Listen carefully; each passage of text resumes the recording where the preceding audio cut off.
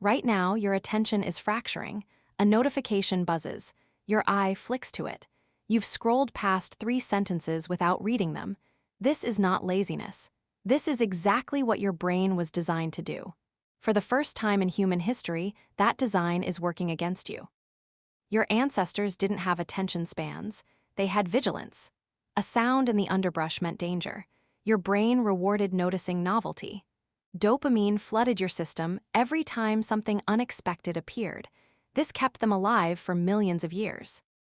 Then something changed. In the last 15 years, that ancient survival mechanism collided with technology designed to exploit it. And now your attention is under siege. Inside your brain is dopamine, not a pleasure chemical, but anticipation. It fires when you're about to discover something, not when you find it.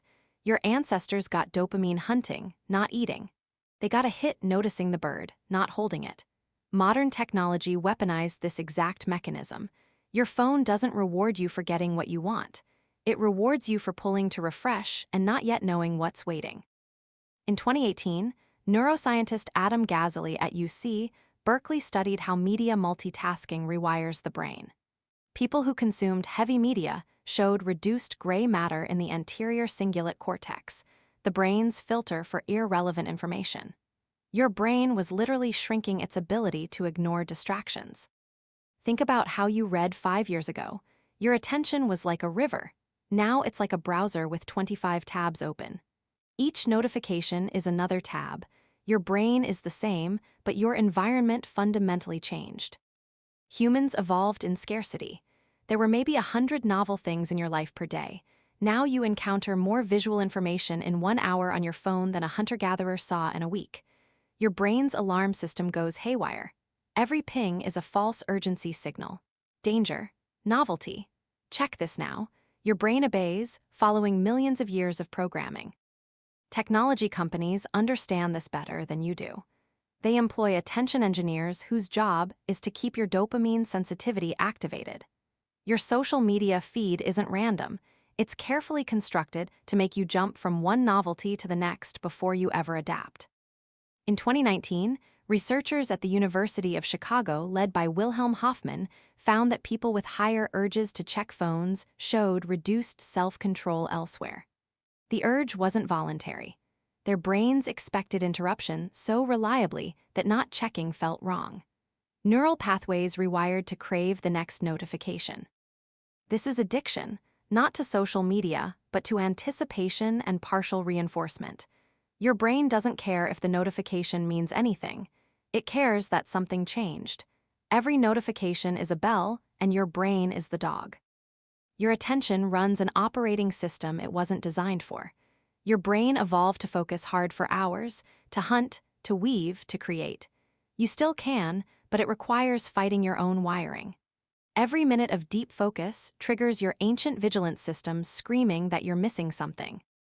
Even your phone's presence costs you. A study in psychological science found that having your phone in the room, turned off and face down, reduces cognitive capacity. Your brain uses processing power just resisting the urge to check it. This is why you're exhausted after sitting all day. Your attention was constantly recruited and interrupted. You blame yourself. You lack discipline. You need another productivity app. But the problem isn't your willpower. You're running 21st century technology through a brain designed for the African savanna. The technology wins because it's more interesting than anything else competing for your attention. The attention economy has one rule: whatever competes for focus wins. A real conversation doesn't trigger novelty. A book doesn't send notifications. Your thoughts don't scroll infinitely. They lose because they're not designed to activate dopamine. They're just life.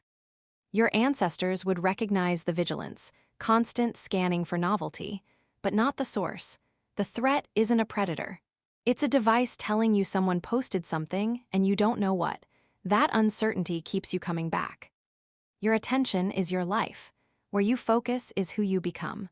But if your attention fractures constantly, pulled toward notifications, you're not living your values. You're living the algorithm's values. They chose to activate your primal instinct because it works. Can you restore your attention? Yes, but not easily. You can't turn off your phone and expect instant reset. Your neural pathways reinforced thousands of times. But research shows people who took social media breaks experienced major focus improvements in 2 weeks.